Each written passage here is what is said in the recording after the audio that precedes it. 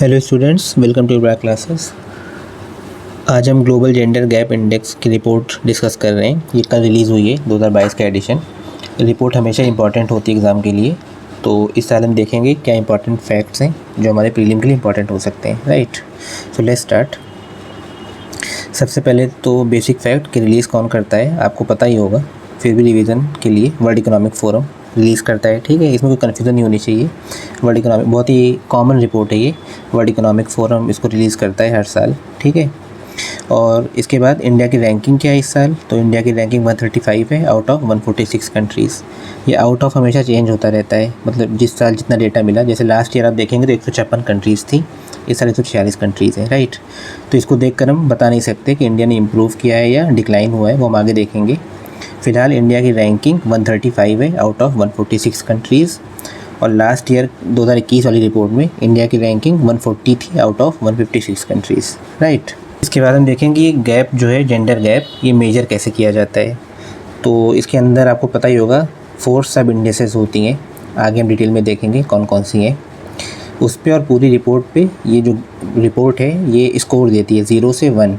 ठीक है, तो मान लीजिए अगर 1 किसी को मिला है तो फुल जेंडर पैरिटी है, उसमें सारा गैप ख़त्म हो गया है। और अगर किसी का 0 है तो कंप्लीट इम्पैरिटी है। एक तो आज तक किसी को नहीं मिला, मतलब जेंडर गैप हमेशा ही रहता है, सबको 0 पॉइंट समथिंग मिलता है। इंडिया का स्कोर हम आगे देखेंगे। फाइन, तो यहाँ पे कुछ डेटा है इसी रिपोर्ट में दिया हुआ है कि इंडिया में अप्रॉक्सीमेटली 66 करोड़ वीमेन है। ठीक है, 66 करोड़। और इंडिया का स्कोर, जैसे मैंने पीछे कहा था कि हमेशा सबको 0 पॉइंट समथिंग मिलता है, और इम्प्रूव हुआ या डिक्लाइन ये रैंक देख कर नहीं बता सकते, लेकिन स्कोर देख के बता सकते हैं। राइट, तो लास्ट ईयर इंडिया का स्कोर 0.625 था, इस साल इंडिया का स्कोर 0.629 है। 0.004 का इम्प्रूवमेंट हुआ है। ठीक है, तो इम्प्रूवमेंट होता है, कितना भी छोटा हो। यहाँ पे एक स्टेटमेंट बेस्ड क्वेश्चन बन सकता है, जैसे कि ग्लोबल जेंडर गैप रिपोर्ट में पिछले 5 साल से इंडिया का परफॉर्मेंस डिक्लाइन हो रहा है, तो वो स्टेटमेंट गलत हो जाएगा, क्योंकि यहाँ पे हल्की सी इम्प्रूवमेंट हुई है। तो आप ये नहीं कह सकते कि 5 साल से डिक्लाइन हो रहा है। ठीक है, तो ऐसे आप नोटिस कर सकते हैं इन पॉइंट्स को कि यहाँ पे इंडिया का 0.44 का इम्प्रूवमेंट है लास्ट ईयर से कंपेयर करें तो। ठीक, नेक्स्ट मैं पीछे बता रहा था कि इसकी जो 4 सब इंडिसेस होती हैं वो भी इम्पॉर्टेंट होती हैं, कि इसके अंदर किस किस चीज़ पे मेजर किया जाता है। तो यहाँ पर 4 है, आप देख सकते हैं। इकोनॉमिक पार्टिसिपेशन एंड अपॉर्चुनिटी, दूसरा है एजुकेशनल अटेनमेंट, तीसरा है health and survival, and fourth है पॉलिटिकल एम्पावरमेंट। तो इंडिया का जो बेस्ट रैंक है वो पॉलिटिकल एम्पावरमेंट में है, और इंडिया का जो वर्स्ट रैंक है वो हेल्थ एंड सर्वाइवल में है। जैसे आप यहाँ पर देख सकते हैं 2022 और 2021 दोनों की रैंकिंग दी हुई है। 135 रैंक है इस साल का, लास्ट ईयर 140 था। स्कोर इस बार 0.629 है, लास्ट ईयर 0.625 था, तो इम्प्रूवमेंट हुई है। और जैसे मैं बता रहा था, पॉलिटिकल एम्पावरमेंट में सबसे अच्छा रैंक है 48। ठीक है, अगर कंपेयर करेंगे चारों सब इंडिसेस को, तो पॉलिटिकल एम्पावरमेंट में इंडिया का रैंक सबसे बेटर है 48। लास्ट ईयर भी सबसे बेटर था 51।